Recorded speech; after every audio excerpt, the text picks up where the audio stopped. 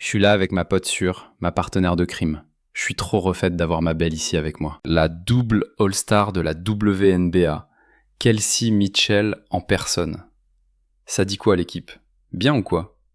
7 ans déjà, 4 entraîneurs et une traversée du désert sans play-off qui paraissait infinie. Le parcours de Kelsey Mitchell, avec le Fever de l'Indiana, a été tout sauf une promenade de santé. Mais la donne a complètement changé durant la saison 2024. Raconte-leur un peu qui tu es. Ah, moi? Je suis une vraie fille du Midwest, née et élevée à Cincinnati, dans l'Ohio, une gosse du 5-1-3. C'est assez galère de percer quand on vient de là où je viens, parce que c'est tout petit. Du coup, tu prends ce qu'il y a à prendre. C'est une ville assez compacte, c'est pas du tout comme Miami ou Atlanta, tu vois, donc tu fais avec ce que t'as. J'ai grandi avec un ballon dans les mains, grâce à ma famille. Je viens d'un clan qui respire le sport. Mon père était il a fait ses études pour jouer au football américain, tout comme ma mère à Eastern Kentucky. D'accord. Et c'est comme ça que j'ai débarqué dans ce monde. Grâce à tes parents? Ouais, grâce à eux. Grosse dédicace à tes parents. Dans un entretien sans filtre avec sa coéquipière, Erica Wheeler, qui fait vibrer Planète Basket, Mitchell se confie sur sa carrière en montagne russe et sur l'étincelle qui a déclenché la résurrection du Fever. De la douleur vécue là, saison passée, jusqu'à l'ivresse d'être nommée All-Star WNBA, en passant par ce qu'elle pense vraiment. Caitlin Clark et des supporters, Kelsey ne fait pas dans la langue de bois. Êtes-vous prêt à découvrir comment l'arrivée d'une seule joueuse a métamorphosé non seulement une équipe, mais aussi toute la vision du jeu de Mitchell? C'est parti. Le basket a toujours été mon refuge, ma bulle de sécurité. J'ai un peu construit là-dessus, tu vois, en utilisant ce que je savais faire, et c'est comme ça que je me suis défini un style de vie, uniquement par le ballon. Mes potes, je les ai rencontrés grâce au basket. Tu vois, c'est comme si tu adoptais une façon de vivre, et le reste, c'est un peu de l'histoire ancienne. Ouais, j'adore regarder ça avec du recul. J'ai quitté Cincinnati pour aller juste à côté à Columbus, à l'université d'État de l'Ohio. J'ai toujours été assez casanière, mais je savais qu'il fallait que je sorte de Cincinnati. C'était limpide. Et une fois devenue une Buckeye, j'ai totalement embrassé cette identité. Imaginez le tableau. Vous êtes Kelsey Mitchell, le 2e choix global de la draft WNBA 2018. Vous êtes prête à mettre le feu à la ligue, à mener votre équipe vers la gloire. Mais au lieu des défilés de champions, vous prenez une avalanche de défaites en pleine face. C'était la réalité de Kelsey pendant des années avec le Fever de l'Indiana. Toi et moi, on est là depuis un sacré bail, non? Et j'ai connu les années de vache maigre. Bah, faut vraiment aller au charbon. Tu sais quoi? T'en es à 7 ans ici? Les 7 complets? Ouais, 7 ans. T'as jamais fait une autre équipe? Meuf, 7 ans, c'est dingue. Et toi, combien d'années? Alors moi, j'étais là de 2015 à... C'était ma vétérante. Attends, calcule pas mon âge. En direct à la télé là, fais pas ça. Me fiche pas la honte comme ça. Tu sais que je suis encore fraîche pour mon âge. Quand Mitchell a débarqué dans l'Indiana, elle était bourrée de promesses et de potentiel. Le Fever fondait de grands espoirs sur sa nouvelle étoile. Mais ils étaient loin d'imaginer les épreuves qui les attendaient. Au fil des saisons, les victoires restaient introuvables. Le Fever n'a pas seulement raté les playoffs 1 ou 2 fois, mais pendant 7 saisons consécutives. Une année a été si catastrophique qu'elles n'ont arraché que 5 matchs. Vous imaginez le poids d'une telle déception? Mais c'est là que l'histoire devient captivante. Malgré les galères de l'équipe, le talent brut de Mitchell a brillé, comme un phare dans la nuit. Elle n'était pas seulement bonne, elle était constante dans l'excellence. De 2018 à 2023, Mitchell a tourné à plus de 16 points par match.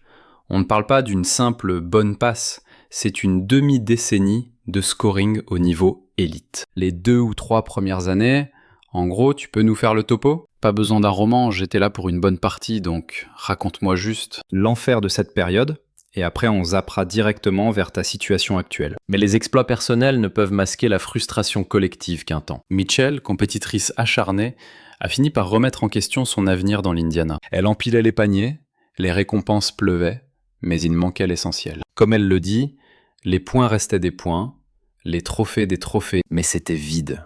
Je voulais la victoire d'équipe, pas la gloire perso. On ressent cette dalle, cette soif viscérale de réussite collective dans ces... Ouais, Indy, disons mes années 1 à 3 et demi. Laisse-moi te dire un truc. En 7 ans de WNBA, j'ai vu défiler 4 entraîneurs principaux. Rien que ça, c'est déstabilisant. Personne ne capte vraiment ce que c'est, de rester collé au fond du classement. Crois-moi, je connais la chanson par cœur. C'est vraiment comme ça que tout a commencé. Maintenant, parlons stabilité, ou plutôt chaos. Imaginez essayer de bâtir une dynastie quand les fondations bougent sans arrêt. C'est exactement le cauchemar qu'ont vécu Mitchell et le Fever. 4 coachs en 7 ans, 4 voix, 4 systèmes, 4 visions opposées. Comment trouver ses appuis quand le sol se dérobe constamment sous vos pieds? Quand vous êtes parti, c'était encore un chantier total.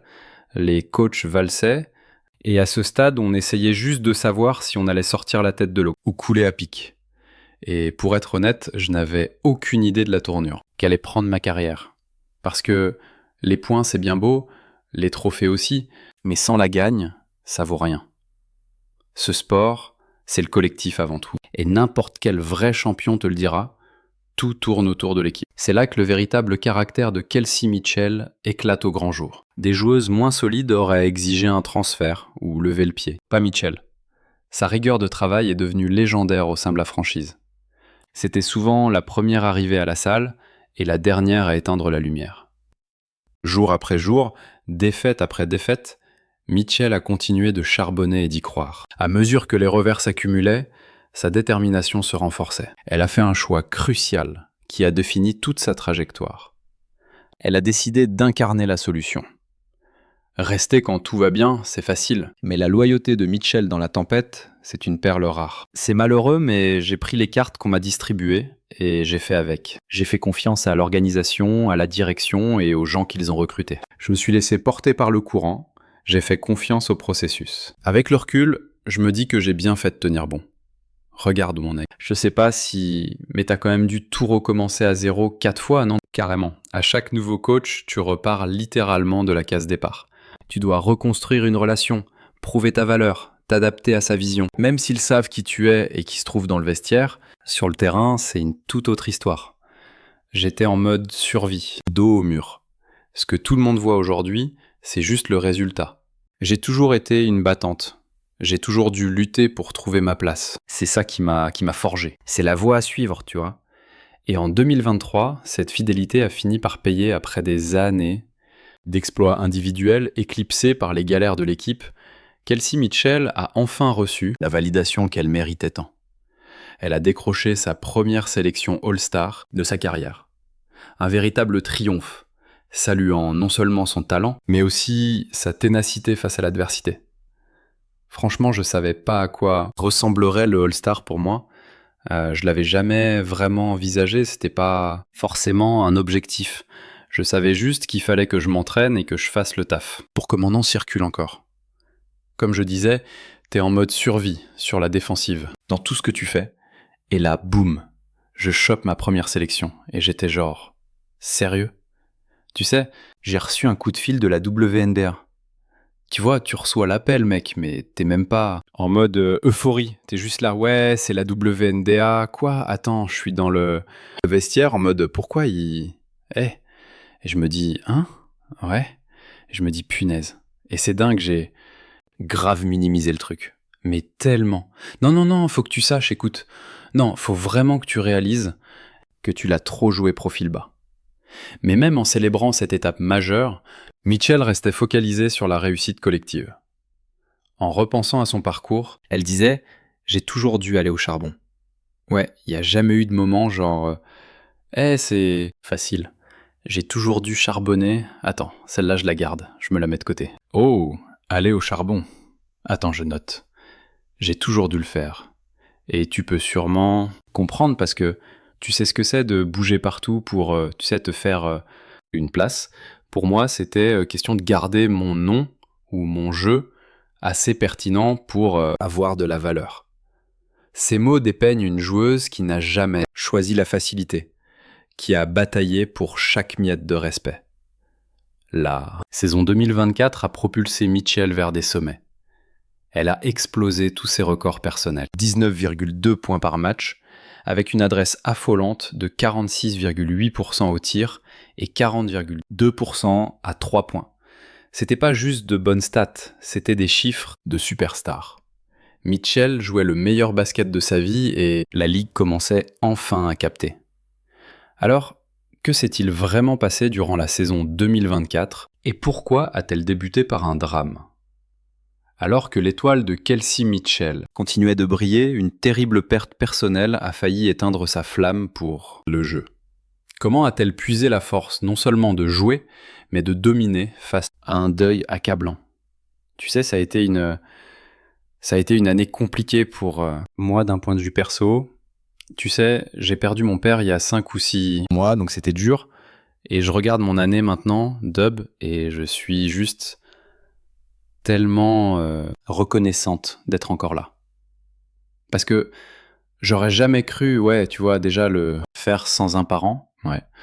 Je pense que quiconque vient d'un foyer à 2 parents ou voit ce que c'est, ou juste, tu sais, qu'il y a des parents aimants en général. Et tu sais, quand j'ai perdu ça, je savais pas ce qui allait se passer. La saison 2024 devait être le couronnement de Mitchell. Mais alors qu'elle se préparait pour ce qui allait devenir l'année de sa vie, la tragédie a frappé en mars. Kelsey a perdu son père, un homme qu'elle décrivait comme son meilleur pote, son rock. Ce n'était pas juste la perte d'un parent, c'était la disparition de son plus grand supporter, son critique le plus sévère, et la personne qui lui avait inculqué un amour profond pour le basket. Et c'est pour ça que mon père me manque tellement, parce qu'il était le seul à me rappeler qui j'étais vraiment. Alors oui, il était agressif et dur avec moi, mais ça venait d'une bonne intention. Maintenant, j'ai besoin de personne pour me dire ce que je calcule personne, parce que quand je coulais, personne n'est venu me repêcher. Soudain, ce sport qui avait toujours été son sanctuaire est devenu une épreuve insurmontable. Mitchell s'est retrouvé à la croisée des chemins, remettant en cause tous ses efforts. Dans un aveu déchirant, elle a révélé « Je ne savais pas ce qui allait se passer si j'allais jouer cette saison, ni comment j'étais censé tenir le coup. » Le poids de son deuil était si écrasant qu'elle a sérieusement songé à s'éloigner totalement du basket. Tu traverses certaines épreuves, tu vois, ça te frappe en plein cœur, une partie de toi est, tu sais, brisée. Et tu regardes en arrière et certaines des heures que j'ai passées à la salle, je pourrais même pas les compter parce que je ressentais trop de douleur et de trauma. Genre j'avais tellement mal, genre je ressentais tellement... Genre je m'inquiétais pour ma mère. Je veux dire, je m'inquiétais de ce qu'elle ressentait maintenant qu'elle n'avait plus sa moitié.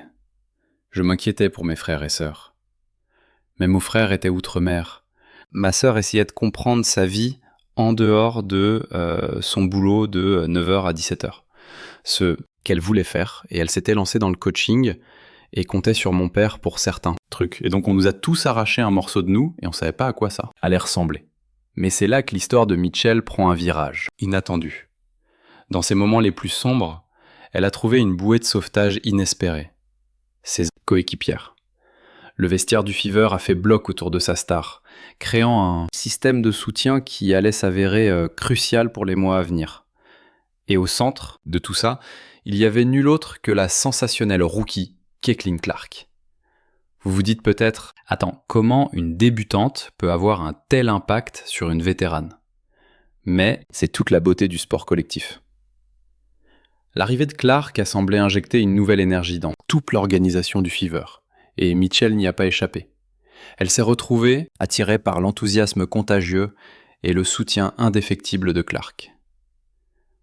Je vais mieux maintenant, la famille. Tu sais, je regarde nos casiers tous les jours. Je suis là, genre, putain, je suis là aujourd'hui, alors je suis reconnaissante. Meuf, écoute, je suis dans la tranchée avec toi et je te le dis, sérieux, tu fais un boulot d'enfer. Tu te pointes et tu fais le taf, tous les jours. Tu sais, Parfois je dois m'incruster, mais ça fait partie du territoire, tu. Ça me capte. Je servirais à quoi si je te charriais pas un peu? Mais je te le dis, sérieux. Tu fais un boulot monstre. Je t'apprécie, l'équipe, c'est sûr. Comme Mitchell l'a formulé. J'avais un village de 11 autres femmes qui m'ont rejoint dans plein d'endroits où je ne pensais pas être capable d'aller. Cette sororité est devenue son ancre, lui donnant la force de revenir sur le parquet et d'affronter son chagrin tête haute. J'avais j'avais un village quand, tu sais, la vie a frappé, parce que mon père était une pièce maîtresse de plein de trucs dans la ville, et donc ça a affecté les gens de différentes façons que je n'imaginais pas. Mais le retour de Mitchell au basket ne consistait pas seulement à trouver du soutien auprès de ses coéquipières. Elle a aussi pris la courageuse décision de chercher de l'aide pro, en plongeant en tête la première dans la thérapie. J'ai pris la thérapie très au sérieux, a partagé Mitchell. Il n'y a rien de tel que de déballer tes problèmes à des gens et qu'ils ne te jugent pas. Cet engagement envers sa santé mentale est devenu une partie cruciale de son processus de guérison, lui permettant de traiter son deuil tout en redécouvrant son amour pour le jeu. Et donc j'ai suivi une thérapie. La thérapie. C'était la cerise sur le gâteau. J'ai vu le centre des Pacers Saint-Vincent au Fever avant que la saison ne commence, et j'ai pris la thérapie très au sérieux. Dédicace au doc, mec.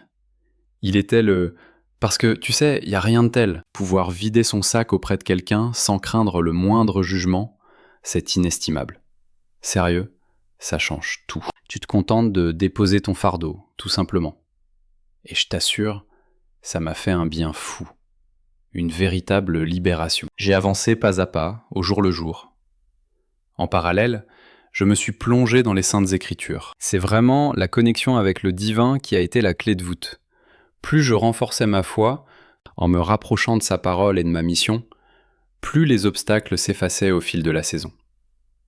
Tout devenait fluide. C'est alors qu'une métamorphose s'est opérée. Sur le parquet, le jeu de Mitchell a pris une toute autre envergure. Elle est passée au niveau supérieur. On aurait dit qu'elle transmettait chacune de ses émotions, injectant toute sa souffrance dans chaque tir, chaque percée vers le panier et chaque action défensive. La balle orange n'était plus un jeu, mais un exutoire face au deuil et l'ultime hommage à la mémoire de son père. L'impact fut immédiat et explosif. Le talent de Mitchell, déjà indéniable, a crevé le plafond, affichant des statistiques records, les meilleures de toute sa carrière professionnelle, comme on l'évoquait. Mais au-delà des chiffres, elle était animée par une flamme intérieure et une hargne, impossible à ignorer. À chaque instant où ses baskets touchaient le bois du terrain, elle imposait son autorité. Un message clair, envoyé à la ligue entière, mais surtout à elle-même. Je vais pas vous mentir, avoir touché le fond, s'être retrouvé dans les bas-fonds du classement, ça t'oblige à te battre, tu vois. Tu dois défendre le peu d'héritage qu'il te reste et trouver la solution pour remonter la pente et arriver au sommet où nous sommes aujourd'hui. Et là, mon pote, je sens qu'on tient une occasion unique de marquer l'histoire, de faire quelque chose de grandiose. Avec le recul sur cette saison, la gratitude de Mitchell transpire dans chacun de ses mots. Elle confie que tous ses sacrifices en valaient la peine. Le labeur acharné qu'elle a fourni individuellement, ainsi que sa fidélité à l'organisation durant ces 7 longues années. Elle espérait, au fond d'elle, atteindre cet instant précis, ce point de bascule. L'excitation est à son comble. Mais attention, il ne s'agit pas seulement d'un triomphe personnel, c'est l'histoire d'une quête de sens au cœur de l'adversité, pour renaître plus puissante une fois l'orage passé. Désormais, tous les regards sont braqués sur l'Indiana. Tout le monde veut sa part du gâteau. On parle de la nouvelle, c'est l'heure d'Indy, sans blague. L'engouement actuel est juste délirant, on est au centre du monde. Je répète à qui veut l'entendre, j'ai l'impression que l'Indiana est devenu le nouveau Hollywood du basket. Tout le beau monde s'arrache les places au bord du terrain pour nous voir. Chacun veut assister au spectacle. L'odyssée de Mitchell, traversant le deuil pour retrouver les sommets de la gloire sportive, nous rappelle avec force l'humanité qui se cache derrière. Les compilations vidéo et les feuilles de match. C'est un récit qui vibre bien au-delà des lignes du terrain, évoquant la résilience, l'esprit de communauté et la vertu thérapeutique du sport de haut niveau. Alors, qu'est-ce qui a poussé Kelsey à prolonger l'aventure avec le Fever? Et quel est son véritable avis sur Clark et les fans? Visualisez la scène. un phénomène rookie débarque dans l'Indiana et la planète basket est en apnée. Caitlin Clark, l'espoir la plus acclamée de toute histoire de la WNBA, rejoint les rangs du Fever. Mais quid de Kelsey Mitchell, la vétérane de 7 saisons, l'icône de la franchise? L'arrivée fracassante de Clark allait-elle faire de l'ombre au statut durement acquis de Mitchell? Quand je fais le bilan de mon parcours, je n'ai jamais goûté aux playoffs, donc je n'ai aucune idée de ce qui m'attend. Sur le plan personnel, mais je suis convaincu que toutes les épreuves que j'ai traversées dans la vie m'ont préparé. Au final, faut gérer ça comme un match de basket, tout simplement. Je dois aborder la situation avec le même sérieux que n'importe quel autre défi, n'importe quelle autre rencontre. Et honnêtement, c'est le pire moment pour relâcher la pression ou se montrer vulnérable. Interdit de s'endormir sur ses lauriers. C'est pourtant le piège classique, mais moi, je reste lucide. J'essaye de rester focus sur ce qui est juste, tu captes le délire? Faut que l'objectif principal reste la priorité absolue, mais franchement, je suis confiante sur ce qu'on peut accomplir. Vraiment, je le sens. Au fond de moi, on a l'opportunité de créer un truc unique si on s'y prend correctement. C'est évident, mais on connaît la chanson. Même s'il y a eu quelques douleurs d'enfantement au démarrage, la tendance s'est inversée après le break du All-Star. Au lieu des tensions, on a assisté à la naissance d'une magie pure. Mitchell et Clark n'ont pas juste cohabité, elles ont tout explosé ensemble. Vous êtes prêts pour la stat? Ces deux joueuses ont affiché une moyenne identique de 19,2 points par match durant la saison 2024. Ça, c'est un duo de choc. Mais attendez, c'est pas fini. Le jeu de Mitchell a atteint des sommets inédits aux côtés de Clark. La vision du jeu incroyable de la rookie a ouvert des lignes de tir que Mitchell n'avait jamais vues auparavant. Soudainement, les défenses ne pouvaient plus cibler Mitchell uniquement. Avoir autant d'espace opéré, c'était une révélation. Puisqu'on parle du All-Star, c'était... comment? C'est ta deuxième sélection, non? 2 années de suite. Attends. 2 années de suite. Insiste bien là-dessus. Non mais sérieusement, quand tu l'obtiens coup sur coup, ça prouve juste que les gens comme vous n'auraient jamais dû me sous-estimer. Bref, je veux dire, c'est du back-to-back. Et même maintenant, tes stats grimpent encore plus. Genre ton efficacité est hors du commun par rapport à tes années précédentes. Depuis l'année dernière, je crois que t'as fait un bond de 7 ou 10%. On parle pas de petits chiffres là. C'est des stats de poids lourd dans le basket, frérot. Du très lourd. Merci, j'apprécie. Parlons un peu de l'effet Clark. Son énergie était contagieuse, sa compétitivité crevait là, plafond. Pour Mitchell, c'était comme une piqûre d'adrénaline directe dans son âme de basketteuse. Après avoir galéré pendant des années de défaites, Mitchell s'est retrouvé, revigoré par la présence de Clark. Les chiffres ne mentent pas. Les pourcentages de réussite de Mitchell ont traversé le toit. On parle d'une efficacité record en carrière, aussi bien sur le terrain que derrière la ligne à 3 points, mais le plus important, c'est que les victoires se sont enchaînées. Le Fever a doublé son total de victoires par rapport à l'année précédente, mettant fin à une douloureuse famine de play-off. Pour la première fois de sa carrière WNBA, Mitchell a goûté à l'intensité de la post-saison. Tu entends souvent ce discours. Faut être prêt à sacrifier quelque chose pour obtenir ce que tu veux. C'est la loi du sport. Tu dois faire le nécessaire. C'est un peu comme cet effet de levier, genre faut avoir la dalle. Et je pense que deuxièmement, tu dois la fermer et bosser. Et qui a dit ferme-la et bosse? Elle est où cette caméra? Toi, celle qui est braquée sur toi. Vas-y, dis-le à cette caméra juste là. Ferme-la et bosse. K a dit ferme-la et bosse maintenant. C'est là que ça devient vraiment croustillant. Mitchell a décroché sa 2e sélection consécutive, au All-Star en 2024. Cette fois avec une nouvelle partenaire de choc à ses côtés. Caitlin Clark n'était pas juste une coéquipière. Elle est devenue le catalyseur de la croissance continue de Mitchell en tant que joueuse, et la trajectoire a changé. Le monde entier nous regarde. Et bien sûr, on doit faire une dédicace à Caitlin Clark. Elle joue un rôle majeur là-dedans, dans le fait que le monde a les yeux rivés sur nous, on va lui lancer des fleurs. Elle est unique en son genre. c'est ce qu'on va proclamer haut et fort, publiquement. Mais sérieusement, c'est ma coéquipière. Mais écoutez, c'est l'équipe avant tout. Mais que pense vraiment Michel de Clark et du tourbillon médiatique qu'elle traîne avec elle? Avec ses propres mots, Michel a déclaré « Vous voulez parler de pression? Aucune pression. Je veux juste vous dire merci du fond du cœur. L'Indiana est ma deuxième maison depuis que je suis passé pro. Je ne connais que cette ville en fait. Alors, vous voir m'accueillir à bras ouverts, ça me touche.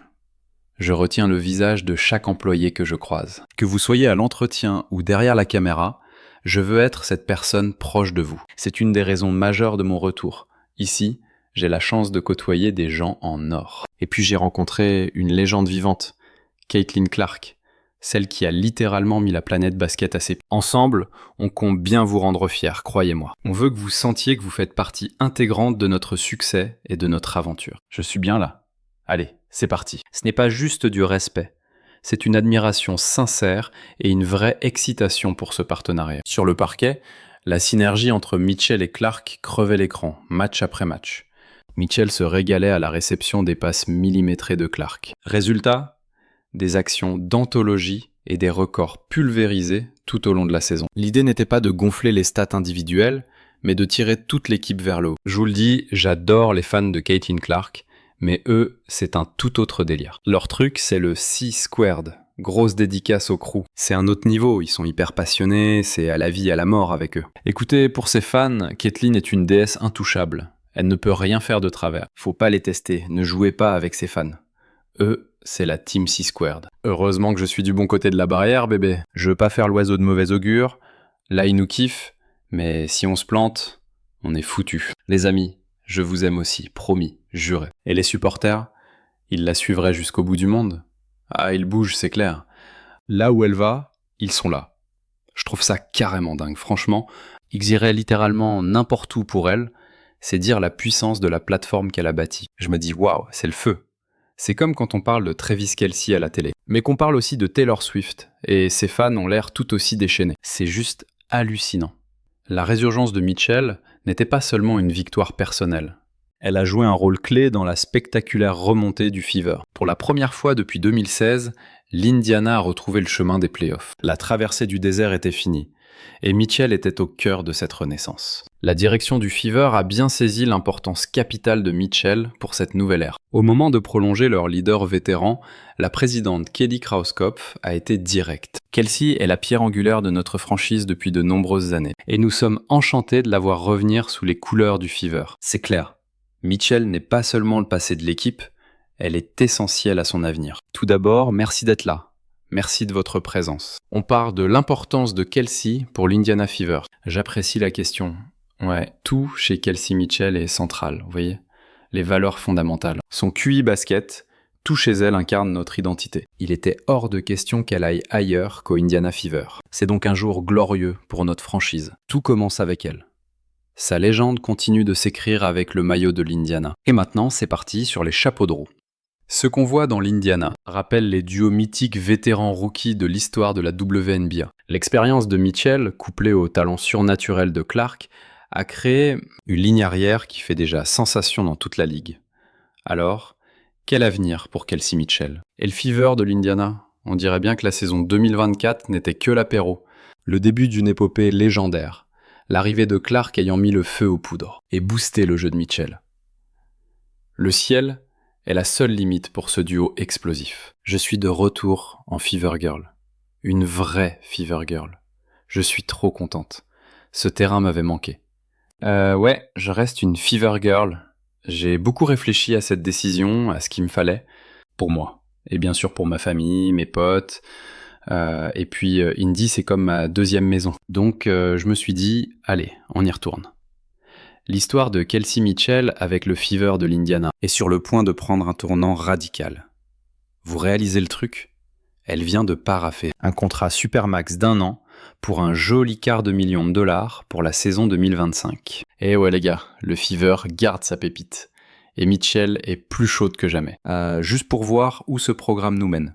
Ce qu'on cherche à bâtir. Basé sur, tu vois, la manière dont j'imagine mon jeu. Je peux faire ça avec des filles comme Caitlin, des filles comme AB, Des filles comme Lys, et la liste est longue avec Lexi Hull, Grace Berger. Donc ce groupe m'emballe vraiment. Et tu sais, j'ai l'opportunité de jouer avec des gens vraiment formidables. Alors, vive les Fever Girls. Mitchell ne reste pas juste pour le chèque. Elle est ravie d'être à nouveau une Fever Girl et elle est prête à ramener un autre titre de championne à Indy. Vous sentez cette hype monter ? Le Fever de l'Indiana a frappé fort durant l'intersaison, se transformant en véritable prétendant au titre pour 2025.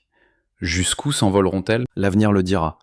Mais c'est une certitude, l'horizon à Indiana paraît plus radieux que jamais. Vous êtes chaud pour la suite ? Dites-nous tout en commentaire. Likez, abonnez-vous et activez la cloche. Pour ne rien rater, cliquez sur la vidéo qui s'affiche et on se retrouve dans la prochaine.